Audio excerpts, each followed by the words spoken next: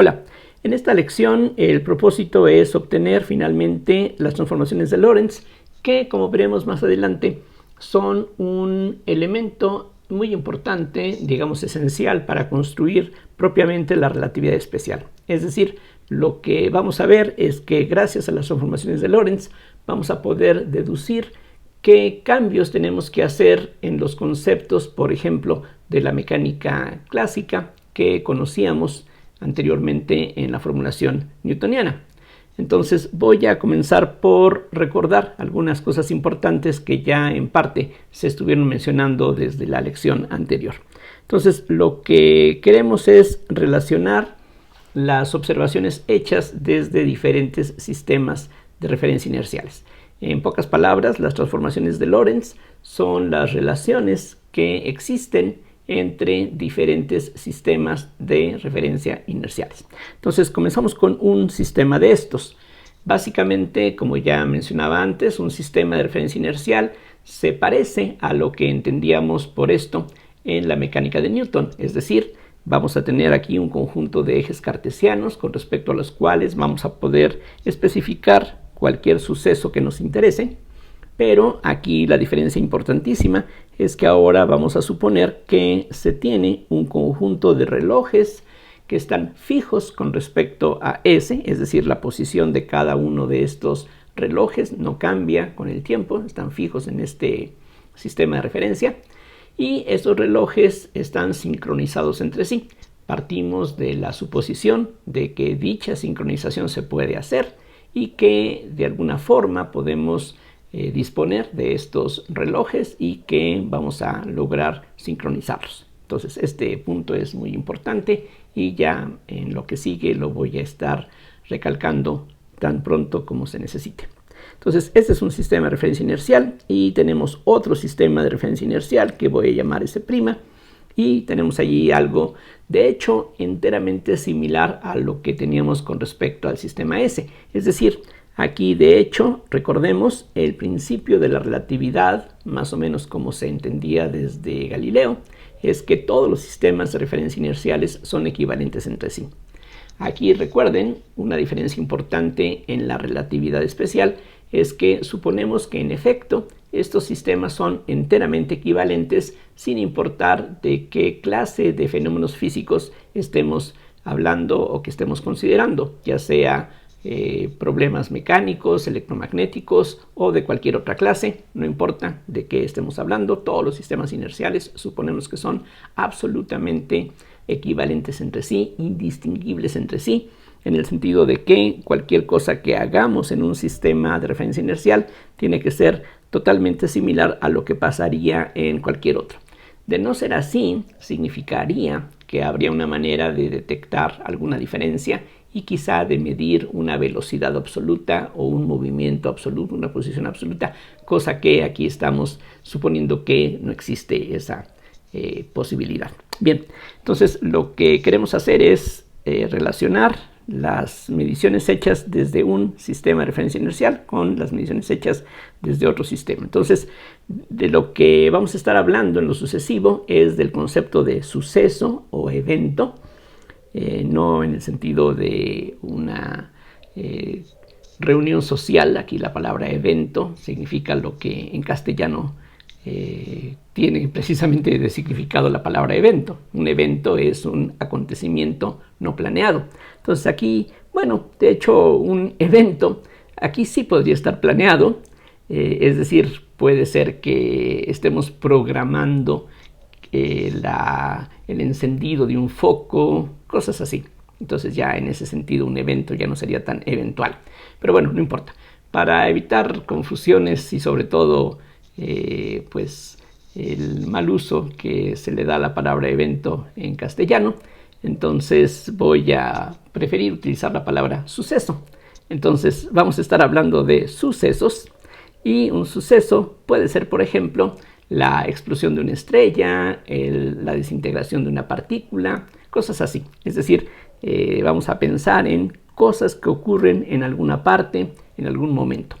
Quizá el ejemplo de la explosión de una estrella no sea muy bueno porque pues una estrella es un objeto extenso. Entonces aquí lo que queremos es algo que tenga un comportamiento más puntual, una descripción más puntual. En ese sentido, va a ser una mejor idea el pensar en el decaimiento de una partícula, es decir, en la conversión o desintegración de una partícula en otras partículas. Entonces, bueno, de eso es lo que vamos a estar hablando. Entonces, piensen ustedes, por ejemplo, en un neutrón que, estando fuera del núcleo atómico, es una partícula inestable y de una manera espontánea va a desintegrarse en otras partículas. Entonces, de eso es de lo que vamos a estar hablando. Y con respecto a este sistema de referencia, esa desintegración va a ocurrir en un cierto punto, en un cierto instante, mientras que para estos otros ejes y para esos otros relojes vamos a suponer que ese mismo suceso está registrado en un punto con otras coordenadas, en principio distintas a las registradas en ese, y estamos dejando la posibilidad de que también el momento en el que ocurre el suceso no sea exactamente el mismo de acuerdo con los relojes en un sistema de referencia y los relojes en otro sistema de referencia. Algo que también voy a tratar de evitar en la medida de lo posible, o cuando pudiera llevar a confusiones, es la palabra observador. Aquí precisamente es importante el tomar en cuenta que estamos hablando de sistemas de referencia, es decir, cuando ocurre, por decir algo, una desintegración de una partícula en el otro extremo de la galaxia, vamos a suponer que de alguna manera, quizá mediante un aparato automático, estamos registrando ese suceso. Es decir, en muchos casos no vamos a poder confiar todo a un solo observador. En ese sentido es que estamos aquí hablando de sistemas de referencia, y quizá el sistema pudiera necesitar de muchos observadores que van a estar cerca de donde ocurren los sucesos para que ellos puedan registrar exactamente a qué horas ocurrieron esos sucesos de acuerdo con los relojes que pertenecen a su sistema de referencia. Bueno, entonces lo que quiero hacer es relacionar las mediciones hechas por un sistema de referencia con las mediciones hechas por otro sistema de referencia. Es decir, las mediciones hechas por un equipo de observadores con las mediciones hechas por otro equipo de observadores. Entonces, ya vimos en la lección anterior que la relación que tiene que existir entre unas mediciones y otras tiene que ser una relación lineal. Es decir, que siempre y cuando usemos coordenadas cartesianas, entonces aquí imagínense que tenemos los ejes x, y, z, x', y', z'. Entonces, cualquier suceso del que estemos hablando va a tener ciertas coordenadas con respecto a cada uno de esos sistemas, pero esas coordenadas van a tener que estar relacionadas de esta manera. La x' de cierto suceso tiene que ser a11 por la x de ese suceso, más a12 por y, más a13 por z, más a14 por t, más una constante que, como decía en la sesión pasada, pues la podemos hacer 0, porque es algo relativamente trivial que para lo que estamos ahorita interesados no tiene mayor relevancia. La y' de manera similar va a ser a21 por x, más a22 por y, más a23 por z, más a24 por t, y en principio habría también una constante que de nuevo vamos a hacer 0, porque no nos interesa conservarla.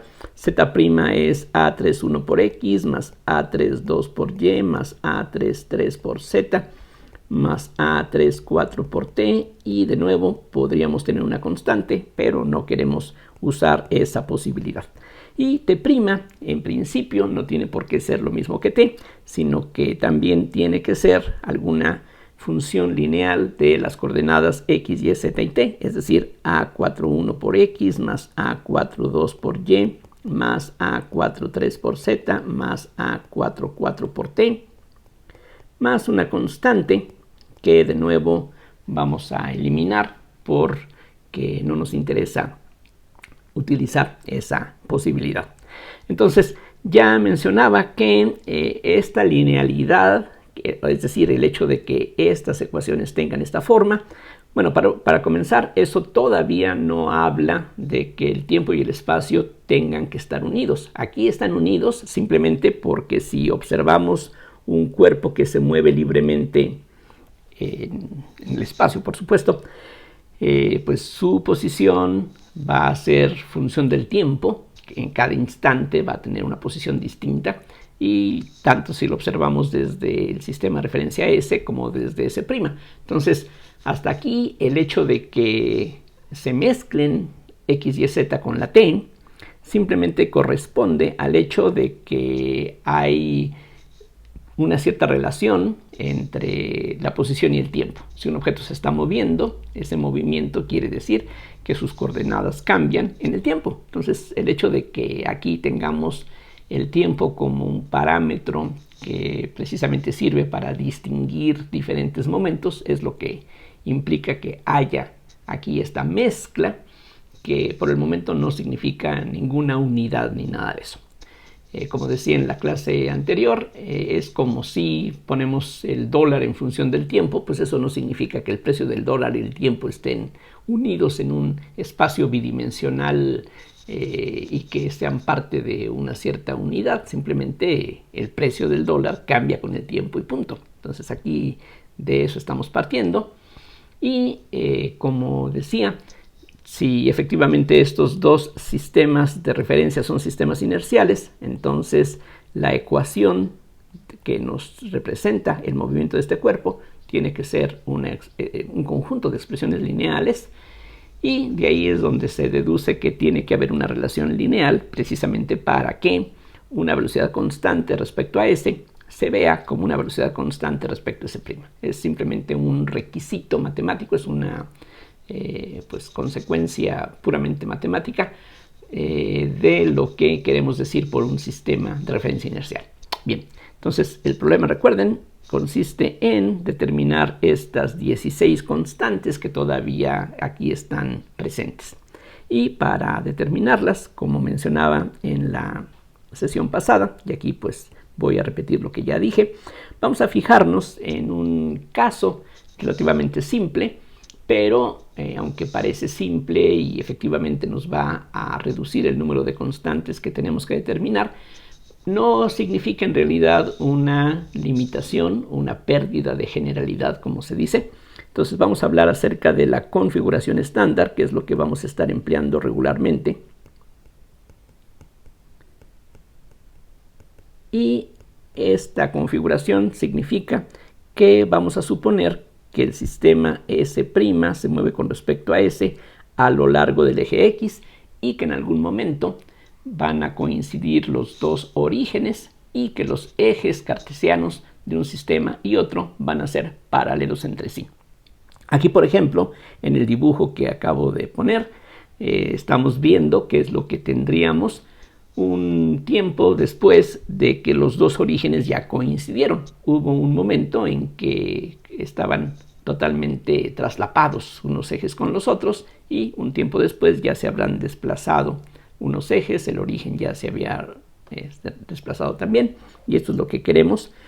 Y el que esto no signifique una pérdida de generalidad se debe a que nosotros podemos escoger como dirección X cualquier dirección que queramos en el espacio. Ya señalaba en la lección anterior, y aquí lo repito, que estamos pensando, igual que en la mecánica newtoniana, que el espacio en donde se van a mover estos marcos de referencia es el espacio euclidiano, que es perfectamente homogéneo e isótropo. Es decir, en ese espacio no hay nada que nos diga que una dirección es diferente a las demás. Entonces, simplemente aquí lo que va a hacer la diferencia es que si estamos hablando de un sistema inercial y de otro sistema inercial, el hecho de que uno se esté moviendo con respecto al otro, ya eso determina cierta dirección en el espacio. Aquí sí, pero no es porque el espacio tenga en sí una dirección privilegiada, sino que simplemente este sistema, así lo queremos considerar, se está moviendo en cierta dirección. Entonces a esa dirección le llamamos la dirección X. Entonces aquí nada más es cosa de voluntad el que nosotros escojamos así las cosas. Entonces este sería el eje X', y como es costumbre vamos a suponer que los ejes son un sistema derecho, en el sentido de que el producto cruz de I por J es K, aunque en la mayoría de las cosas que vamos a estar haciendo esa condición no es relevante, pero pues no tiene caso estar cambiando de convenciones en el camino. Así es que desde un principio vamos a suponer así las cosas. Entonces, esa es la configuración estándar. El sistema S' se mueve con respecto a S con una cierta velocidad constante. Tiene que ser constante, como lo vamos a constatar un poquito más adelante, justamente para que haya una relación lineal como la que aquí se obtuvo. Y aquí recalco, estas AES son constantes. Lo que queremos nosotros es determinar los valores de esas 16 constantes, por lo menos para este caso simple, en donde estamos limitando ya desde un principio aparentemente las cosas, pero, insisto, no estamos perdiendo nada de interés al restringir la consideración que estamos haciendo de esta manera.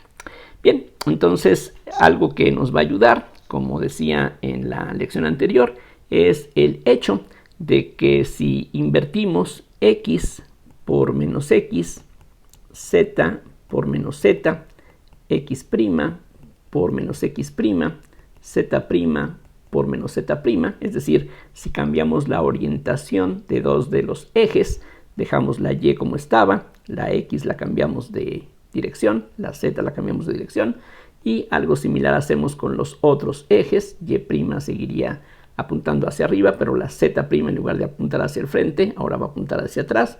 La x' en lugar de apuntar hacia la derecha, va a apuntar hacia la izquierda. Entonces, si hacemos estas inversiones, lo que se obtiene es algo que se ve exactamente, así es lo que debe de ser. Se ve exactamente como este dibujo visto desde el otro lado. O sea, aquí lo único que nosotros veríamos, lo único que tiene sentido decir es que unos ejes se separan de los otros, pero no tiene sentido decir cuáles ejes sí se están moviendo realmente. Estos se mueven respecto a estos y estos se mueven con respecto a estos. S' se mueve a la derecha de S y en cambio S se mueve hacia la izquierda de S'. Las dos descripciones son igualmente buenas y son absolutamente equivalentes entre sí. Y por esa razón, si vemos este dibujo desde la parte de atrás, lo que estaríamos viendo es exactamente lo que aquí está dibujado. Entonces, estas inversiones equivalen a intercambiar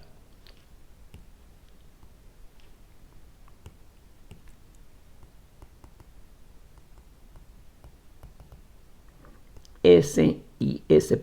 Es decir, si ahora a estos ejes, en lugar de llamarles X, Y y Z, les llamo X', Z', Y', y a los de la derecha ahora les llamo Z, X y Y, efectivamente lo que vemos en este último diagrama es lo mismo que se ve en el primero desde el otro lado de la pantalla.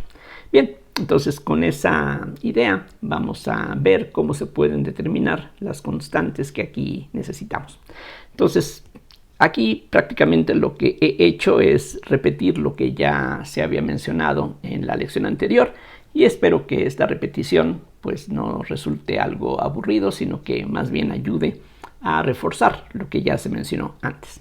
Entonces, vamos a comenzar pensando en un suceso que ocurre, por ejemplo, en y igual a 0. Entonces, consideremos algún suceso que ocurre en un punto con y igual a 0. Entonces aquí voy a repetir el diagrama que teníamos arriba, el original, el básico. Aquí está, recuerden, el eje X, el eje Y, el eje Z. Un suceso que ocurre en un punto con y igual a 0, pues sería algo que pasa en este plano XZ. Entonces, imagínense que tenemos un rayo cósmico que viene desde fuera de la Tierra y que accidentalmente, de una forma totalmente aleatoria, cuando cruza por este plano imaginario con y igual a 0, vamos a suponer que esa partícula se desintegra, se convierte en otra cosa. Entonces ahí tenemos un suceso que está ocurriendo en un punto con y igual a 0.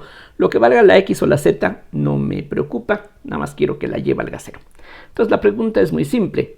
¿Qué es lo que diríamos si pensamos en ese mismo suceso, pero visto desde el sistema de referencia S'? Este es S, este es S', aquí está el eje X, aquí está X', perdón, Y' y Z'. Entonces, consideren ustedes que el plano XZ es un plano infinito que se extiende, pues eso, infinitamente en todas direcciones en este plano perpendicular a Y. Entonces, algo similar ocurre desde otro lado. Es decir, tenemos aquí un plano infinito, bidimensional, X', Z', y como estos ejes coincidían con estos al tiempo t igual a 0, simplemente lo que ha ocurrido es que ha pasado el tiempo desde el momento en que unos ejes y otros coincidían y se han separado, pero este plano imaginario XZ va a coincidir todo el tiempo con el plano imaginario X', Z'.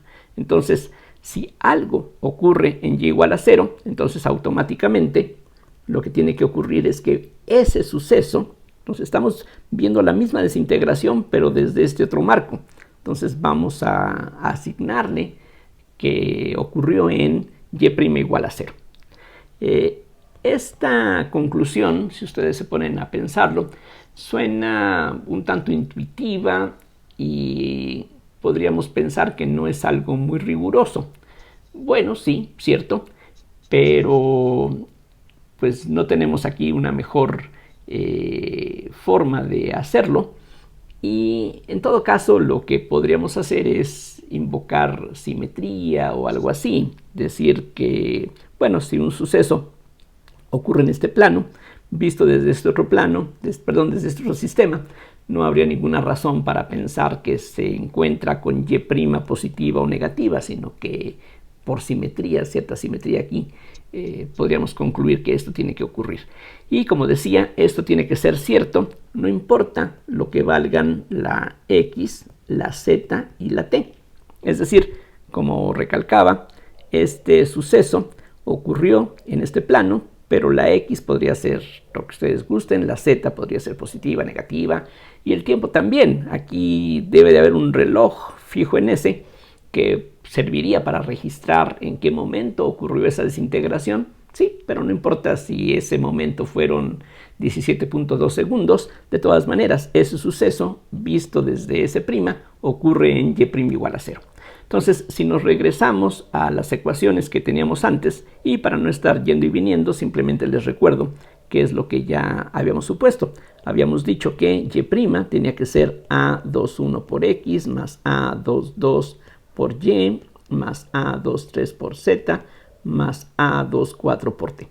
Entonces lo que tiene que pasar es que si sustituyo en esta fórmula y igual a 0, la y' tiene que ser 0. Entonces lo que tiene que pasar es que 0 tiene que ser A21 por X más 0 más A23 por Z más A24 por T. Y esta igualdad a 0, que es una sola ecuación, tiene que satisfacerse para toda X, Z y T. Y si es para toda, quiere decir que, por ejemplo, si la T vale 0 y la Z vale 0, tiene que cumplirse. Entonces basta con que la X no sea 0, estos van a desaparecer. Y entonces llegamos a la conclusión de que A21 es 0. Como es cierto esto para toda X, Z y T, va a ser cierto si la X vale 0 y la T vale 0, y la Z vale lo que ustedes gusten diferente de 0, entonces vamos a concluir que A23 vale 0. Y si esta igualdad es cierta para toda X, para toda Z y para toda T, va a ser cierta cuando la X vale 0, la Z vale 0 y la T vale 17.2 segundos. Entonces de ahí sacamos la conclusión de que A24 tiene que ser 0. Entonces aquí lo que hay que recalcar es que tenemos una sola ecuación. Aparentemente con una sola ecuación solamente podríamos determinar una sola incógnita, pero no, aquí estas tres incógnitas, A21, A23 y A24, se pueden determinar gracias a que X, Z y T son arbitrarios. Digamos, es como si yo pongo aquí un 2, aquí 80, aquí raíz de pi, O si pongo aquí menos 17 más 24 menos 222 sobre 7. O sea, yo le puedo dar valores a x, z y t como me guste. Y puedo sacar de esta ecuación, no digo 3, puedo sacar 30.000 ecuaciones. Entonces, esto que parece una ecuación no es una, son muchas, porque aquí precisamente x es cualquier número real, z es cualquier número real, t es cualquier número real. Así es de que esta ecuación no es una ecuación, es una triple infinidad de ecuaciones. Así es de que, visto así, queda claro que, aunque parece una ecuación, vamos a poder determinar hasta de sobra las constantes que aquí estarían originalmente indeterminadas. Entonces espero que se hayan convencido de que esto entonces implica que A21 tiene que ser 0, lo mismo que A23, lo mismo que A24. Entonces, de las 4 constantes que teníamos aquí, 1, 2, 3, 4, 3 de ellas son 0, lo único que queda es que y' es A22 por y. Ustedes pueden decir, bueno, pero si y igual a 0 implica y' igual a 0, o al revés, pues esta ecuación no me dice nada nuevo. Sí, sí me dice mucho, porque aquí, para darnos cuenta que estas constantes son 0, nos fijamos en este suceso, pero hay otros sucesos que no ocurren en y igual a 0. Pero como estas a son constantes, cualquier cosa que nosotros podamos usar para determinar esas constantes es válida. Y como son constantes, una vez que hemos determinado estos valores, esos valores no van a cambiar. Si ya son 0, son 0, punto. Y esto es lo único que se obtiene. Y claro, si la y vale 0, y' vale 0. Entonces no contradice lo que ya habíamos obtenido antes, pero esta sería la relación general para cualquier suceso. Nos fijamos en un suceso así de especial para llegar a esta conclusión, pero ya que llegamos a esa conclusión, ya llegamos a esa conclusión, y esto es lo que queda. Para determinar el valor de la A22, precisamente vamos a emplear la simetría que mencionaba y que está a la vista aquí arriba. Si yo cambio x por menos x, z por menos z, etc., lo que quede tiene que ser equivalente a cambiar s' con s. Entonces, si en esta ecuación yo cambio de signo las x, no hay ninguna, cambio de signo las z, no hay ninguna, lo que se obtenga es equivalente a intercambiar los papeles de un sistema y otro. Eso quiere decir que esta ecuación es equivalente a que la y sea A22 por y'. Eso es justamente lo que esta simetría nos dice. Y si ahora sustituimos una ecuación en la otra, lo que obtenemos es que y' es A22 por y, pero y es A22 por y'. Y eso entonces implica que A22 al cuadrado tiene que ser 1, y por lo tanto A22 podría ser más 1 o menos 1. Pero el menos 1 queda excluido porque estamos aquí partiendo de la idea de que la orientación del eje y' y del eje y es la misma, así es de que un valor negativo no sería aceptable. Entonces ya hemos determinado de esta ecuación cuál es el valor de todas las constantes indeterminadas. 3 de ellas son 0 y esta vale 1. Algo similar va a ocurrir con la z'. Z', recuerden, era A31 por x más A32 por y más A33 por z más A34 por t, pero no necesito hacer de nuevo un análisis como el que acabamos de ver, porque los ejes y y z son intercambiables entre sí. Simplemente imaginen que giramos 90 grados los ejes, la y se convierte en z, la z se convierte en menos y, así es de que todo lo que hicimos con la y la y' va a convertirse en una relación similar para la z y la z'.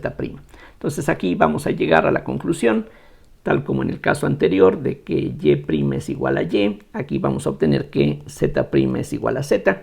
Aquí el único eje que se distingue de los tres es el eje x, porque en esa dirección ocurre el movimiento relativo entre los dos sistemas, pero los otros dos ejes son absolutamente intercambiables. Este es el único distinguido, el único que tiene algo de especial. Estos otros dos tienen la característica de ser perpendiculares a la dirección de movimiento relativo, sí, pero uno es tan bueno como el otro. Si yo quiero que la y vaya hacia arriba, lo puedo hacer. Si quiero que la z vaya hacia arriba, pues simplemente giro los ejes 90 grados hacia la derecha y ya con eso lo logro. Así es de que cualquier cosa que hayamos obtenido con la y', pues algo totalmente similar va a cumplirse con respecto a la z. Entonces ahí no hay nada diferente, nada muy interesante. La parte realmente interesante va a venir justamente con la x, porque como decía, la x sí se distingue de la y la z. La x es la dirección de movimiento relativo. Entonces lo que vamos a hacer es muy similar a lo que ya hicimos en la parte anterior y que está en la parte superior de la pantalla. Es decir, ahora vamos a considerar, entonces consideremos algún suceso que ocurre en un punto, digamos, con x' igual a 0. Hago un dibujo de algo nos puede servir. Entonces aquí está el sistema S, aquí está el sistema S'. Entonces ese es el eje X, ese es el eje X'. Entonces ahora pensemos en algún suceso que ocurre en el plano Y', Z'. Entonces aquí tenemos un plano infinito. Entonces pensemos en algo que ocurre en ese plano, o sea, con x' igual a 0. Pero puede tener una y' que vale más 17, menos 84.2, lo que sea. Y la pregunta es, ¿qué es lo que vamos a ver desde el sistema? O más bien, que vamos a registrar. Aquí también es conveniente evitar la palabra ver, porque lo que vemos puede ser engañoso. Porque lo que vemos, tal como literalmente suena, pues requeriría el uso de la luz, por ejemplo. La luz tiene una velocidad finita de propagación, así es de que lo que vemos puede ser engañoso, porque si estamos viendo en este momento una estrella que explota en el otro extremo de nuestra galaxia, no es algo que está ocurriendo ahorita, sino que ocurrió quizá hace unos 100.000 años. Entonces, pues tendríamos esa limitación. Entonces, aquí pues decía, mejor que utilizar la palabra ver, vamos a utilizar la palabra registrar. Entonces vamos a suponer que tenemos un suceso que se registra, que está ocurriendo en x' igual a 0, o sea, en este plano infinito. La pregunta es en S, ¿cómo se registra ese suceso? Y la respuesta es muy sencilla. Lo que vamos a tener es que la coordenada x de este suceso respecto a este origen o respecto a estos ejes, pues va a tener que ser igual a b por t.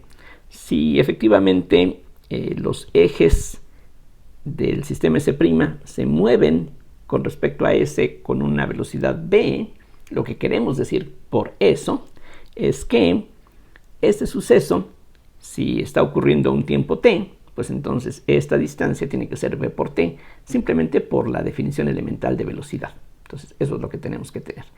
Y esta igualdad tiene que satisfacerse, de nuevo, sin importar cuánto valga la y, la z y la t. Es decir, quizá ya estos ejes se han separado millones de kilómetros, quizá este punto esté más arriba, más hacia el frente, más hacia atrás, no importa. Si está ocurriendo en este plano, en x' igual a 0, entonces visto desde S ocurre en un punto donde la coordenada x es b por t. Entonces esta relación la vamos a sustituir en la ecuación que se propuso al principio, es decir, x' tenía que ser una relación lineal, a11 por x, más a12 por y, más a13 por z, más a14 por t. Entonces esta relación tiene que cumplirse para todos los sucesos. En particular, para un suceso como este que está aquí, se tiene que cumplir. Estas a's son constantes. Entonces, si determinamos los valores de esas constantes, pues ya lo que salga nos va a decir cuánto valen constantemente esos coeficientes. Entonces, lo que hacemos es sustituir, y lo que tendríamos en este caso particular es que 0, porque eso es lo que queremos que sea el x', tiene que ser igual a a11 por x, pero x es b por t en ese caso, más a12 por y, que puede ser cualquier cosa, más a13 por z, que también es cualquier número real, más a14 por t, Y esto, en este caso, se puede escribir también de esta otra forma, como A11 por B más A14 por T. Vean ustedes que este término y este tienen a la T como factor común, más A12 por Y más A13 por Z. Entonces tenemos aparentemente una ecuación igualada a 0, pero en realidad no es una ecuación, son muchas, porque Y, Z y T son los números reales que ustedes gusten, así es que de esta ecuación ustedes pueden obtener 50 ecuaciones o más que son independientes entre sí, y la única solución que se va a obtener de aquí es que los coeficientes tienen que ser separadamente 0, exactamente como en el caso anterior, solo que en este caso lo que obtenemos es algo un poquito diferente a lo que teníamos en este otro resultado, en donde todos los coeficientes, estos que ahí aparecen, eran 0. Aquí lo único que vamos a poder concluir es que A12 es 0, lo mismo que A13, pero A11 por B más A14 es 0.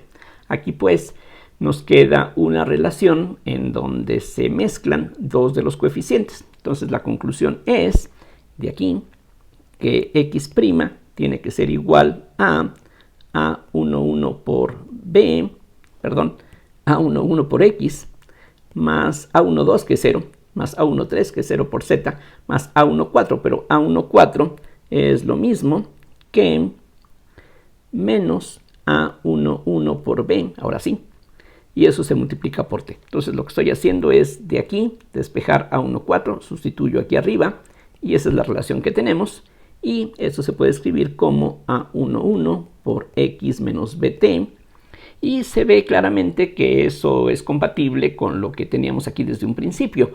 Si X' vale 0, entonces X es igual a BT. Entonces no dice nada muy sorprendente, pero bueno, eso es lo que tendríamos. Ahora, aquí el problema es que tenemos ahora un coeficiente indeterminado, y para poder determinar cuánto vale, comenzamos por aplicar el procedimiento que ya mencionaba antes, es decir, que si cambiamos los signos de las X y de las Z, lo que resulta es equivalente a intercambiar los dos sistemas de referencia. Entonces vamos a aplicar esa simetría. Entonces la validez de esta ecuación es equivalente a esto que voy a escribir enseguida. Lo escribo y enseguida explico. Vamos a tener A11 por menos X' menos BT'. ¿Qué fue lo que hice? A las cantidades que estaban primadas, ahora les quito la prima. A las que no estaban primadas, ahora les pongo la prima.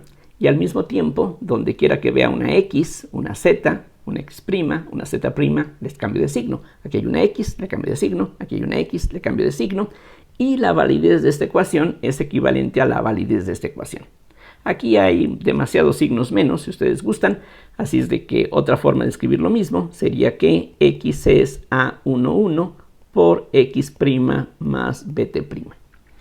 Entonces, esta ecuación tiene que ser equivalente a esta que tenemos aquí arriba, simplemente por la equivalencia entre los dos sistemas de referencia inerciales. Hasta aquí no hemos avanzado mucho en apariencia porque todavía no hemos podido determinar cuánto valen esta constante. Nada más queda aquí una cantidad indeterminada. Y para poder saber cuánto vale, vamos a utilizar el segundo postulado de la relatividad especial.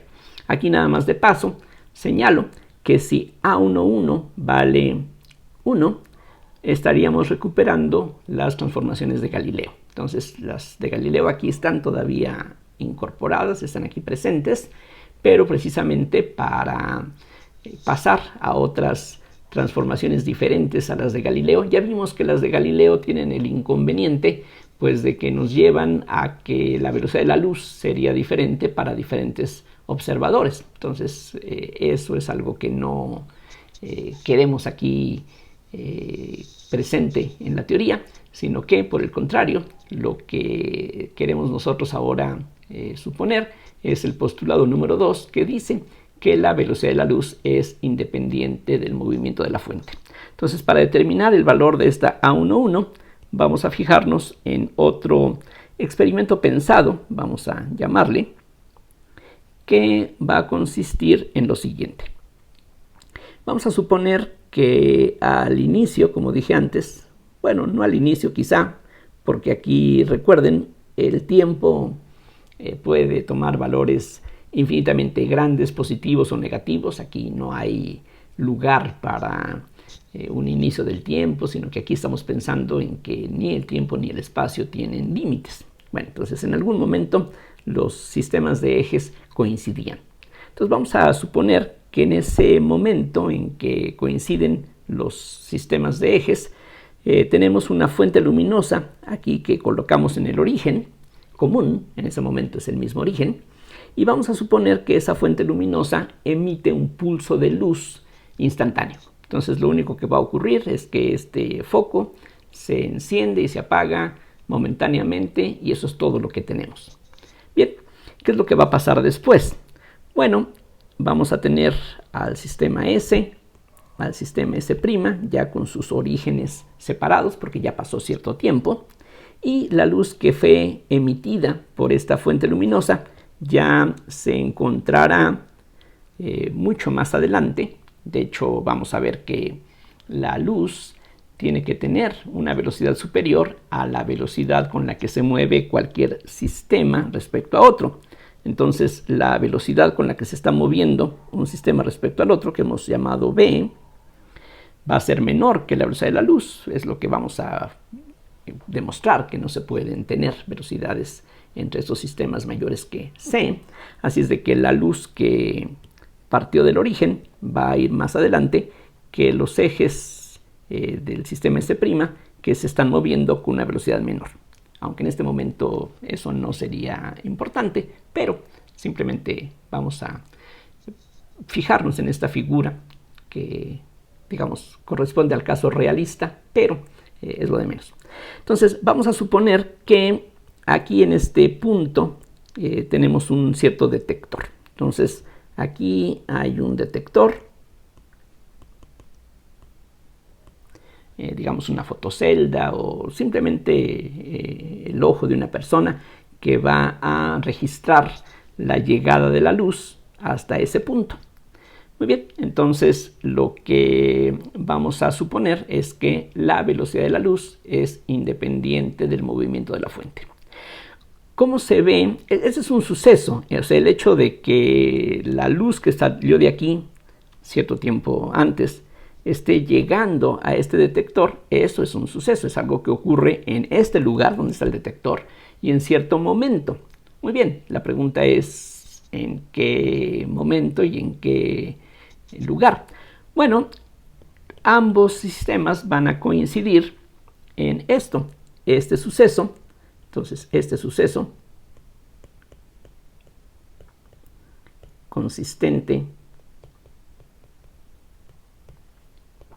en la llegada del pulso luminoso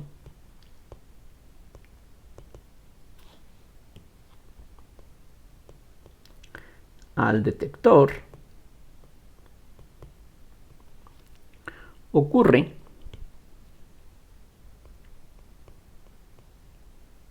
en x igual a c por t y en x' igual a c por t'.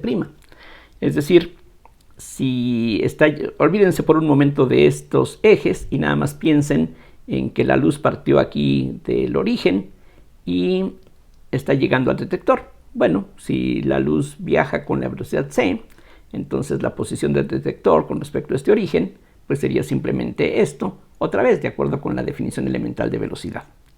Pero lo mismo se diría con respecto a S'. Otra vez, los sistemas son totalmente equivalentes entre sí, así es de que esta relación y esta relación tienen que ser válidas simultáneamente.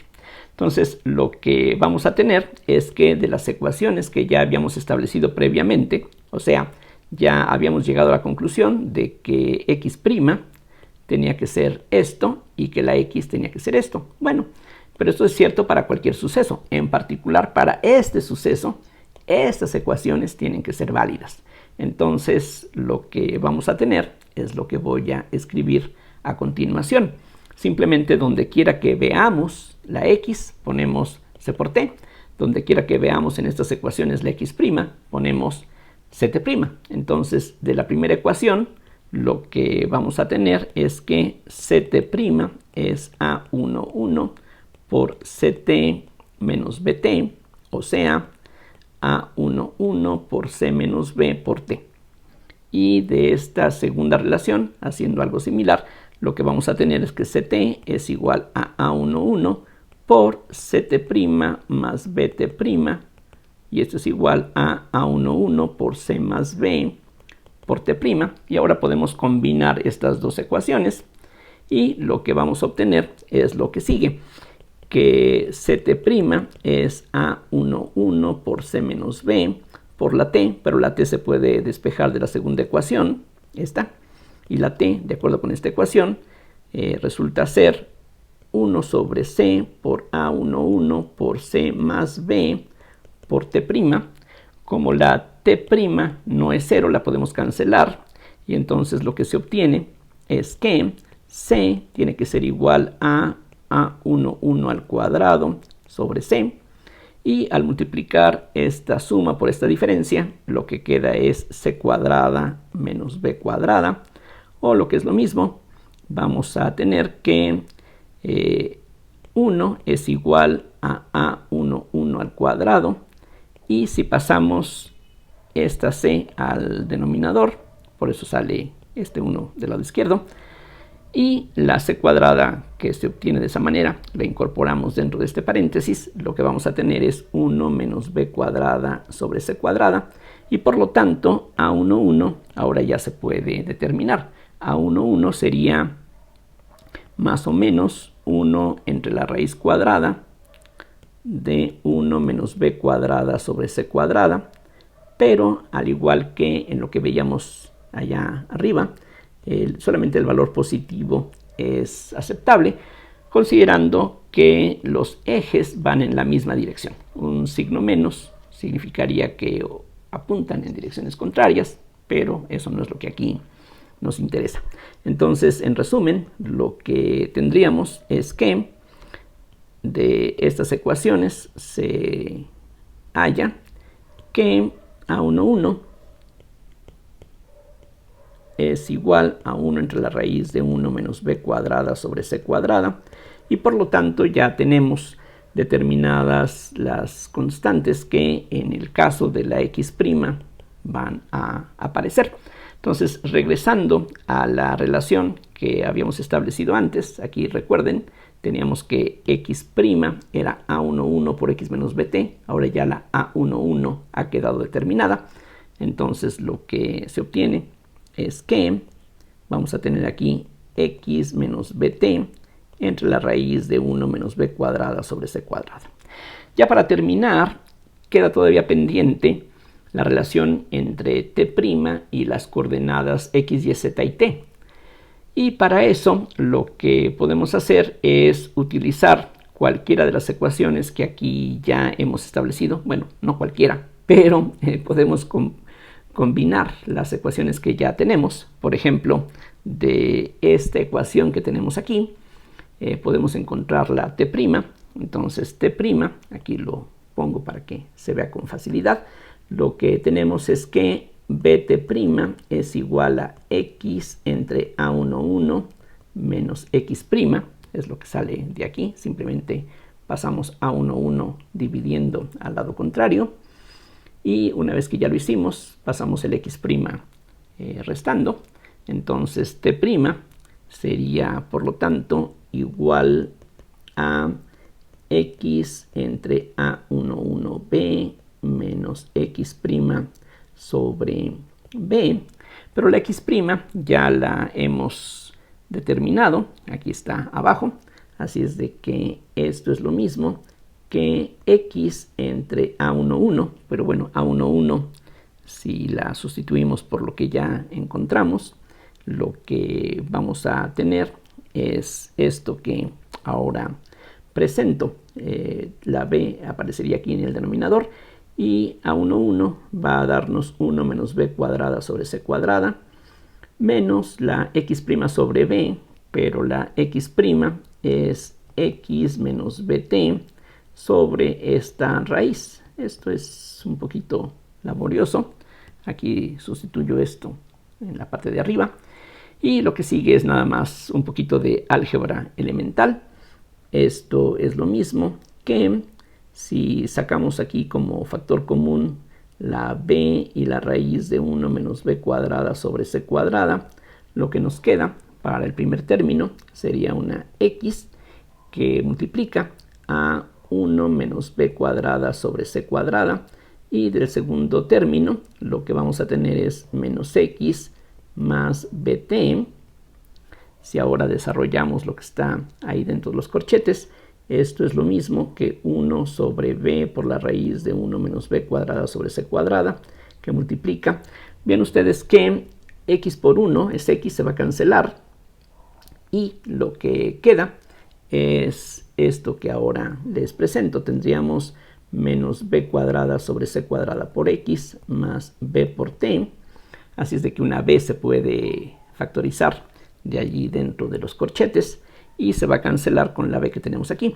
Entonces, de esa manera, lo que queda es 1 entre la raíz cuadrada de 1 menos b cuadrada sobre c cuadrada, que multiplica a t menos b por x sobre c cuadrada. Entonces, eso es lo que queda después de cancelar una b. Y ya eso pues completa las fórmulas básicas que vamos a estar analizando en las siguientes lecciones. Entonces aquí simplemente termino con un resumen. Lo que hemos encontrado es que x' es igual a gamma por x menos bt. Aquí conviene introducir esta definición. Gamma va a ser 1 entre la raíz de 1 menos b cuadrada sobre c cuadrada, que es el factor que aquí encontramos. Así se ve más simple la expresión. Recuerden, la relación tiene que ser lineal, los coeficientes son constantes, esta gamma es constante, eso implica que esta velocidad es constante. La y' es y, como ya vimos, z' es z para la configuración estándar, y finalmente la t', estamos aquí pues concluyendo que no puede ser lo mismo que t. Si se cumple el segundo postulado de la relatividad, el tiempo no puede ser el mismo para los diferentes sistemas inerciales, y el resultado aquí lo obtenemos a la derecha. T' es esta expresión, 1 sobre esta raíz es gamma, así es de que vamos a tener gamma que multiplica a t menos b sobre c cuadrada por x. Entonces, como ustedes pueden ver, es una relación bastante simple. De las 20 constantes que teníamos por determinar, y encontramos que una gran cantidad de ellas son 0. Aquí pues solamente estas son las constantes que interesan, y las constantes que entran en esta relación lineal, todas ellas dependen de la velocidad. Gamma está hecha de la velocidad, aquí aparece la b, y pues la otra constante aquí fundamental pues es la velocidad de la luz, que en todos lados va a estar apareciendo, justamente porque en el segundo postulado de la relatividad tenemos un papel muy importante para la velocidad de la luz. Aquí simplemente recordemos que en la teoría de Newton, en la mecánica newtoniana, no hay ninguna velocidad que sea en algún sentido especial. De hecho, en la mecánica de Newton, las velocidades de los cuerpos pueden ser tan grandes como uno quiera. Por ejemplo, si recuerdan la distribución de velocidades de las moléculas de Maxwell, ahí en principio las moléculas se pueden mover con velocidades que no están limitadas, pueden ser cualquier cantidad real. Bien, entonces con esto quiero terminar esta lección, y ya, como decía, en las siguientes lecciones vamos a estar analizando el contenido de estas fórmulas. Un resultado pues muy inmediato y importante es esto, que el tiempo no es absoluto, así es de que vamos a estar prestando pues particular atención a esta relación, que viene pues, como ya vimos, quizá no de lo que intuitivamente esperaríamos, sino que de las mismas ecuaciones pues estamos llegando a esta conclusión. Estas transformaciones se llaman transformaciones de Lorentz, porque Lorentz ya las había obtenido antes que Einstein. La diferencia importantísima es que lo que Einstein hizo se basó en consideraciones mucho más amplias que las que Lorentz había estado utilizando. De hecho, mucho antes que Lorentz, allá por 1887, Voigt también había encontrado algo similar, pero de nuevo no con el significado físico que aquí vemos de acuerdo con los postulados de la relatividad. Entonces, aquí pues casualmente las expresiones coinciden, pero la forma que tomamos realmente como fundamental para obtener estas relaciones a partir de principios claramente establecidos, pues es la deducción a partir de los postulados de Einstein. Y bueno, por eso la relatividad especial se asocia con el nombre de Einstein, a pesar de que muchos intentos ya venían desarrollándose desde algunos años atrás por parte de Lorentz, Poincaré y algunos otros que, bueno, no son tan ampliamente conocidos como los que ya he mencionado. Bien, gracias y espero que todo resulte claro. Hasta la próxima.